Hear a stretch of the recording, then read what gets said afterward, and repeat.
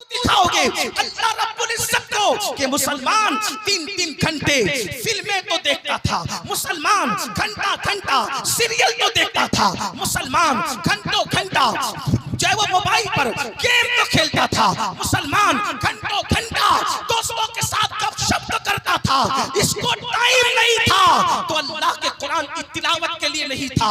सूफियाए किराम फरमाते हैं बहुत सारे जवान तो ऐसे हैं जिनको कुरान पढ़ना नहीं आता, इंग्लिश सीखी ताकि नौकरी मिले, तवज्जो करना, इंग्लिश सीखी ताकि नौकरी मिले, कॉलेज में गए ताकि अच्छा रिश्ता मिले, मुस्तकबिल समझ जाए, है ना, ये सीखा वो सीखा वो सीखा। नादान इंसान, तूने सब सीखा, क्या तूने अल्लाह की किताब भी सीखी, क्या तूने कुरान भी सीखा? 80% मुसलमान है जिनको कुरान पढ़ना नहीं आता। सूफियाए किराम फरमाते हैं जिसने दुनिया में कुरान पढ़ना नहीं सीखा वो कयामत के दिन अंडा उठाया जाएगा, वो अंडा उठेगा। पूछना चाहता हूँ कंप्यूटर सीखने के लिए टाइम निकालने वाले मेरे भाई, मैं तुझे सलाम करता हूँ, बिल्कुल तू कंप्यूटर सीख, गाड़ी सीखने वाले गाड़ी भी सीख, जो सीखना है सब सीख, लेकिन याद रख जो सीखेगा वो दुनिया में काम आएगा।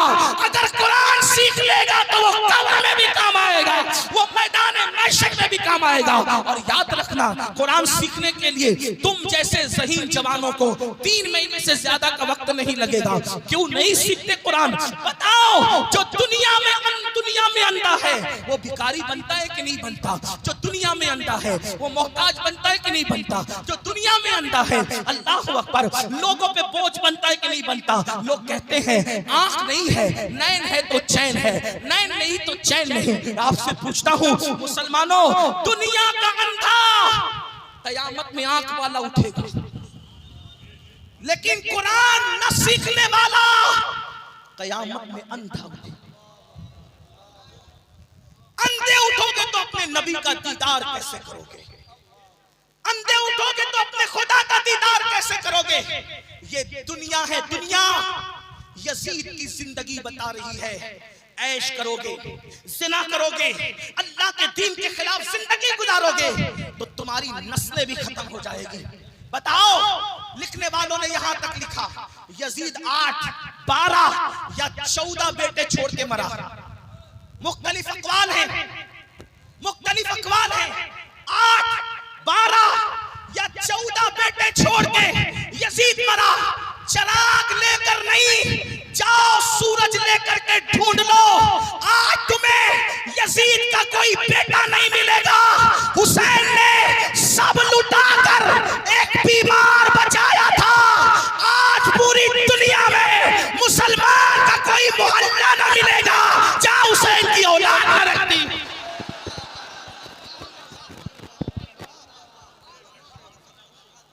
यजीद बादशाह था, उसके नाम पे कोई महफिल नहीं सजती। इमाम हुसैन तो बेघर थे, इमाम हुसैन तो बेघर थे। इमाम के नाम पर कैसी महफिलें सज रही है, कैसी महफिलें सज रही है। अरे किसी का उर्स 1 दिन होता है, किसी का 2 दिन होता है, किसी का 3 दिन होता है, लेकिन अहलुल बैत की शान ये है कि इमाम शाफई कहते हैं उस वक्त तक हमारी नमाजें मुकम्मल नहीं होती जब तक हम नबी की अहले बैत पे दुरूद नहीं पढ़ते। यकफीकुम मिन अज़ीमिल फ़ख्रि अन्नकुम मन लम युसल्ली अलैकुम ला सलात लहू। तो यजीद की जिंदगी पुकार पुकार कर हमें दावत इबरत दे रही है। कब्रों का निशान भी मिटेगा, नस्लें भी मिटेगी, औलाद भी खत्म होगी। ऐश दुनिया का ज्यादा दिन तक नहीं है।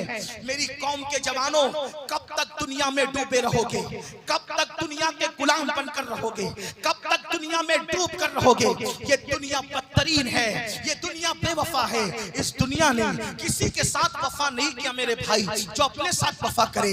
ये माल जिसके लिए ना रात देखते हो, ना दिन देखते हो, ना सुबह देखते हो, ना शाम देखते हो, ना सर्दी देखते हो, ना गर्मी देखते हो, कुछ नहीं देखते। इस माल के लिए रात दिन मेहनत करते हो। जिस दिन रूह का रिश्ता जिस्म से टूट जाएगा, ये माल यही छोड़कर जाओगे। बताओ, ले जाओगे ये माल? कुरान कहता है ला तंसा नसीबक मिनद दुनिया, दुनिया दुनिया से अपने नसीब का मत भूलो मेरे भाइयों। सिवाय कफन के अपने साथ कुछ नहीं लेकर के जाओगे। बताओ, जब कफन के सिवा कुछ लेकर जाना नहीं है, अल्लाह अकबर, कफन के सिवा कुछ लेकर जाना नहीं है, तो अब आप मुझे बताइए फिर ये कैसे कह देते हो कि मौलाना नमाज का टाइम नहीं है, मौलाना दाढ़ी रखूंगा तो कैसा लगूंगा। बताओ, बड़ी माजरत के साथ जुमले सख्त लगे तो माफ करना, किसके साथ मुनाफिकत कर रहे हो, किसके साथ मक्कारी कर रहे हो? क्या कहते हो, दाढ़ी रखूंगा तो कैसा लगूंगा। मैं कहता हूं, जब अकीदा ये है कि नबी से बड़ा खूबसूरत ना कोई पैदा हुआ ना हो सकता है, तो अब बताओ आप ये क्यों कहते हो कि दाढ़ी रखूंगा तो कैसा लगूंगा, जब आपको पता है कि सबसे खूबसूरत रसूलुल्लाह की जात है। तो उनके चेहरे पे दाढ़ी थी कि नहीं थी? तो दाढ़ी रखने वाला अगर बुरा लगता तो अल्लाह कभी भी महबूब के चेहरे पे दाढ़ी न भेजता। पता चला दाढ़ी रखने वाला बुरा नहीं लगता है, बल्कि दाढ़ी न रखने वाला जो यहूद नसारा और मुशरिकीन की शक्ल बनाता है वो बुरा लगता है।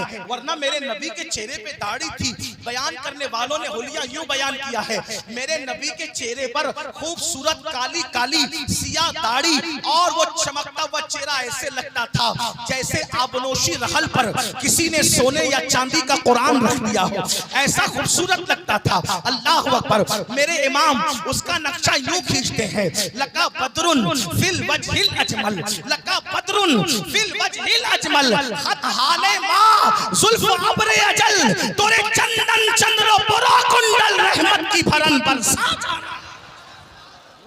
कितना खूबसूरत चेहरा था। कहते लम याती नज़ीरु का फी नज़रिन, मिसले तो न शुद्ध पैदा जाना, जगराज को ताज तोरे सर सोहे है तुझको शहे दो सरा जाना। और कहते नबी का सरापा कैसा था, वो कहते सरताबा कदम है तने सुल्ताने ज़मन फूल, लब फूल दहन फूल सकन फूल बदन फूल। वल्लाह जो मिल जाए मेरे कुल का पसीना, मांगे न कभी इत्र न फिर चाहे दुल्हन फूल। और कहते दिल अपना भी शैदाई है उस नाखूने पाका, इतना भी महे नौ पे नए चरखे कोहन फूल। अल्लाह अकबर। ऐ मेरे नौजवान भाइयों और मेरी बहनें मौजूद हैं, उनसे भी कहता हूँ खुदा के लिए दुनिया के गोरख धंधों से निकलो।